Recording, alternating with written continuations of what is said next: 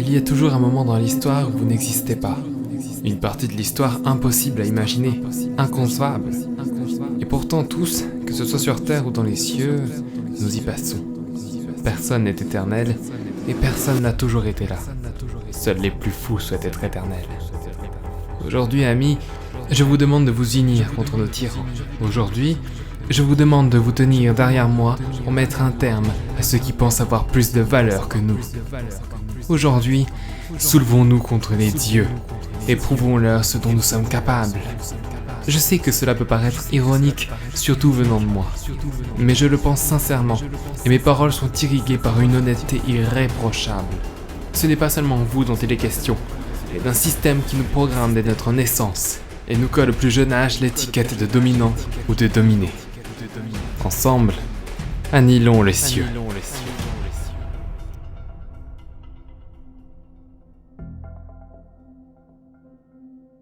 Les humains n'ont jamais été seuls. Depuis le jour où ils se sont mis à croire en quelque chose, nous sommes apparus. Nombreux nous ont quittés.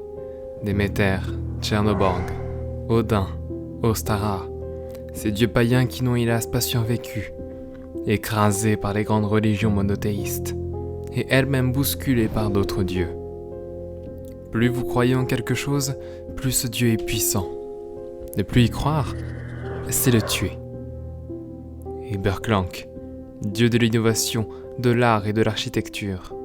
Il transcende les époques et donne de l'inspiration à énormément d'artistes. La grande pyramide de Gizeh, la muraille de Chine, le Taj Mahal ou encore cette chère tour Eiffel. L'archiviste, dieu du recueil, il inscrit dans son recueil les âmes qui périssent et accompagne les personnes en deuil. Et ma Némésis, Cormyr, déesse de la vérité. Tout le monde croit en une vérité. Elle aussi existe depuis si longtemps. Et puis moi, Eros, dieu du mensonge, constamment affaibli par Cormyr. La vérité finit toujours par triompher. À cause d'elle, et à cause de ce que je suis, je n'ai jamais pu déployer mes ailes. Je n'ai jamais pu m'affirmer auprès de qui que ce soit. Hé toi, qu'est-ce que c'était que ça, hein? Et Burklank? De quoi tu parles? Fais pas l'innocent, ton appel à la guerre, ça va pas non? Tu te rends compte un peu de ce que tu racontes? Je suis pas étonné de ta réaction. Tu es le plus apprécié, le plus chouchouté. Arrête ça avant qu'il ne soit trop tard! Trop tard? Mais trop tard pour qui? Si tu as peur, retourne pleurer dans les robes de tes pères. Et inutile de t'imposer à moi. Ou tu finiras brûlé avec les autres. Comment tu comptes t'y prendre? Comment pourrais-tu brûler le ciel, Elos? Hein? Grâce à ce que tu as inspiré aux hommes, Burklank. Tu ne pouvais pas t'empêcher d'inculquer aux êtres humains une forme spécifique d'innovation. Les armes de destruction massive. Tu crois qu'ils sont assez fous pour les utiliser? Je suis le dieu du mensonge. Une menace venue du ciel me paraît cohérente dans ce climat de tension. Qu'est-ce que tu racontes? La guerre froide, cher ami. Enchanté, monsieur le président Reagan. Saviez-vous que vos amis les rouges projettent d'envoyer des missiles intercontinentaux en direction de Washington? J'utiliserai leurs missiles contre nous. Et le royaume des dieux s'écroulera. Tu es complètement fou, Elos.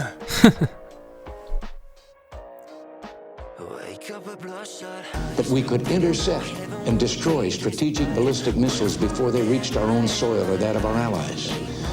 I know this is a formidable technical task, one that may not be accomplished before the end of the century. Décidément, tu es plus que problématique, Elos.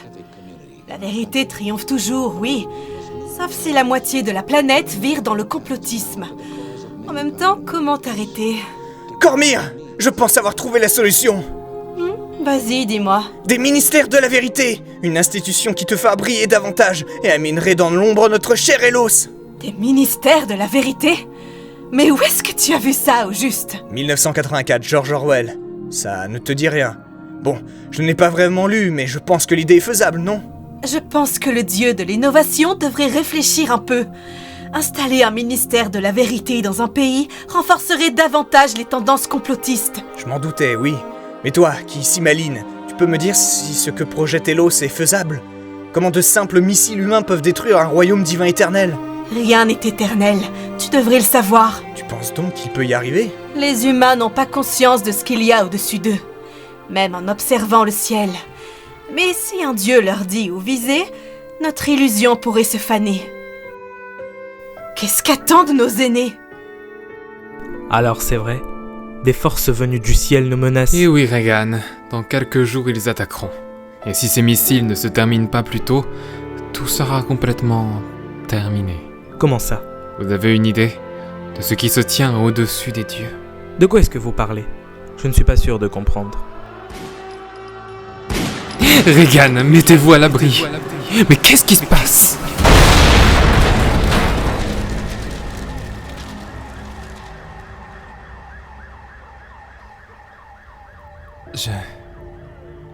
Qu'est-ce qui s'est passé? Je crois que tu as été victime d'un attentat, cher ami. Archiviste. Mais qu'est-ce que tu fais là? Je suis venu recueillir les âmes des morts ici présents. C'est cet attentat te visait toi, Ilos. Ah. Comment c'est possible? Les colères des dieux influencent les humains. Combien sont-ils contre moi, archiviste? Cormyr, à elle seule, vaudrait plus d'100. Regarde-toi. Elle t'a déjà tant affaibli. Un dieu mis à terre par une simple explosion. Je les ferai tomber de leur vaisseau de verre. Là-haut. Je doute que tes méthodes aboutissent à quoi que ce soit. Les aînés te sanctionneront de la pire façon à la seconde où ces missiles seront envoyés. Sais-tu seulement contre qui tu te bats, Ilos? Contre ceux qui m'ont créé dans le seul but d'être faible. Pose-toi la question. Concrètement, qui sont-ils? Tu es le plus vieux parmi nous. Tu as accès à des sources millénaires.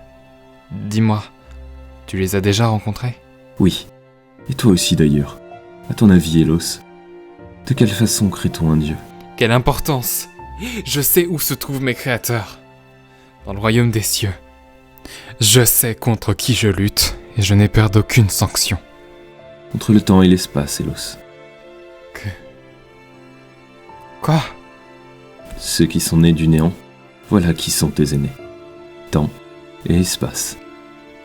Quoi? Je n'arrive pas... Mais comment? La sanction que tu encours te paraît plus claire? J'en serai privé. À l'instant où tu lanceras ces missiles, Ilos, tu seras privé de temps et d'espace. Un retour au simple néant.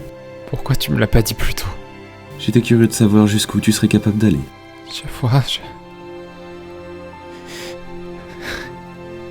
J'en ai marre. On appelle à la guerre. Ma menace de brûler les cieux. Rien n'a fonctionné. Et maintenant j'apprends ça? Que nos aînés n'ont jamais eu à craindre quoi que ce soit. Je ne peux pas vaincre le temps et l'espace. J'abandonne. Le néant, c'est finalement ce que je peux espérer de mieux. Si tu le désires, rien ne t'en empêche. J'ai accompagné la mort depuis assez longtemps pour saisir la souffrance de l'homme dans ses plus durs moments. Mon devoir a toujours été d'accompagner ces derniers, jamais de les sauver. Adieu, archiviste. Adieu, Ilos. Ah, Cormyr, tu es là! Oui, toujours. Qu'est-ce qui se passe? Ilos, il l'a fait! Il a envoyé ses missiles! Les aînés vont agir, c'est certain. Oh mon Dieu, il se rapproche! À moi le néant. Mes frères, mes sœurs, c'est à vous que je m'adresse. Je mentirais si je vous dis que ce fut un honneur de vivre à vos côtés. Alors voilà. Ce fut un honneur de vivre à vos côtés. Oh, cette lumière! Je ne vois plus rien! Ce sont les aînés. Ils nous protègent. Je me sens disparaître. Ça y est.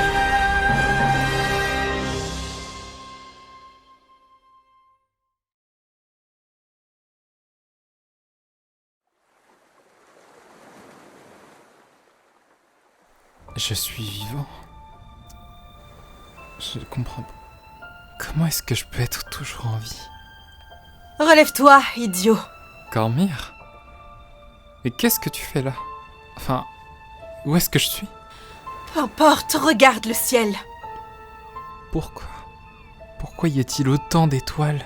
Ce ne sont pas les étoiles, mais le royaume qui s'effondre. Quoi? Mais... Les aînés ne m'ont pas arrêté? Ils ont essayé. Tu pourrais me raconter ce qui s'est passé? Quelques secondes avant l'impact, l'archiviste nous a sauvés. Moi, et Berklank, et d'autres. Puis, une fois sur Terre, il nous a offert quelques explications. Les aînés, aussi mythiques soient-ils, ne sont pas tout-puissants. Comment est-ce qu'on fonctionne, Elos? Plus les gens croient en un mensonge, plus je deviens puissant. C'est pour ça que j'avais participé à créer l'Union soviétique. Cette logique n'épargne personne, même les aînés. Mais l'archiviste t'a énoncé quelques erreurs. Le temps et l'espace étaient peut-être des dieux autrefois, mais depuis un moment déjà, avenir et réalité avaient pris leur place. Et les gens ont de moins en moins foi en l'avenir et fuient la réalité. Les véritables dieux dans tout ça, ce ne sont pas nous, Cormyr, mais les êtres humains. Tu ne vaux pas moins ou plus qu'un autre, Elos, et ta puissance ne se résume pas à ton omniscience. Nous sommes finalement tous régis par des forces qui nous dépassent. C'est un cercle vertueux. Regarde Eberklank. Plus il inspire des gens, plus les gens croient en lui, et plus il en inspire. Cela va de même pour nous. Mais nous avons chacun notre rival, notre concurrent. N'est-ce pas, cher ami? Le dieu du mensonge et la déesse de la vérité, c'est vrai. Et pour les autres, qu'en est-il? En ce moment, j'ai l'impression que tu es le rival d'un peu tout le monde. Mais je suis sûre que même l'archiviste a sa némésis. Un dieu criminel. Je ne suis pas sûr de me souvenir de son nom. Qui est-ce? Je ne pense pas en avoir déjà entendu parler. On raconte qu'il maltraite les corps, souille des cadavres après les avoir tués. Toujours avec une myriade de méthodes différentes. Cela rajoute du travail à l'archiviste, et lui qui prône le respect des morts, cela doit l'attrister, j'imagine. Comment une telle chose peut-elle exister? Les vrais dieux sont les êtres humains. Alors autant qu'il y aura des dérives humaines, il y aura des dieux de plus en plus terribles. Qui sait? Peut-être qu'il y a des divinités qui ne savent même pas qu'elles en sont une. Je suis sincèrement désolée pour tout ce que je t'ai fait endurer, Elos. C'est du passé, Cormyr. Je sais que tu souhaites te venger. Mais au final, après tout ce que tu as accompli pour détruire les cieux, je dois avouer que tu m'as impressionné. Tout le monde s'en souviendra, c'est certain. Et si je choisissais de ne plus vouloir le mensonge? Et si je décidais de changer? Est-ce simplement possible? Quand j'y réfléchis bien, il y a autre chose pour laquelle je suis plutôt doué. Causer des ennuis à des gens? Non. Garder un secret. Ça sonne plutôt bien. Le gardien des secrets et des mystères du monde. Nous ne sommes que la concrétisation des velléités du monde. Alors je doute que tu puisses changer réellement. Mais changer la méthode, pourquoi pas? Merci, Cormyr, Pourquoi? d'être venu me voir sur cette plage.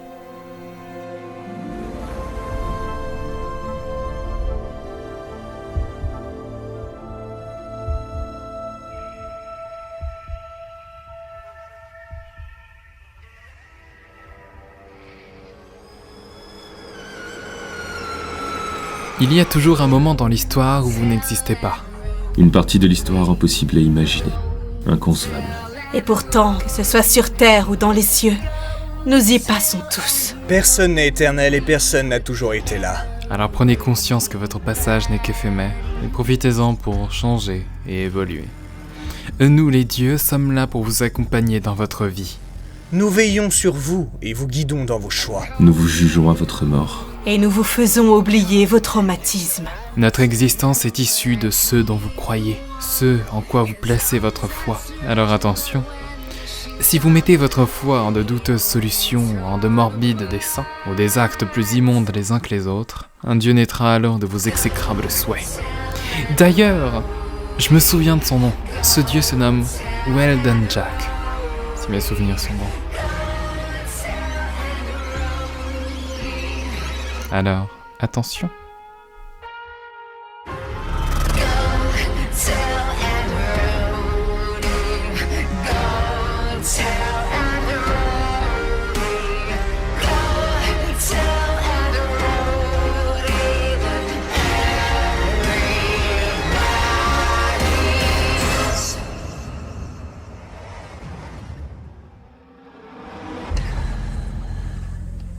Des ministères de la vérité, une institution qui te fera briller davantage et amènerait un... Ah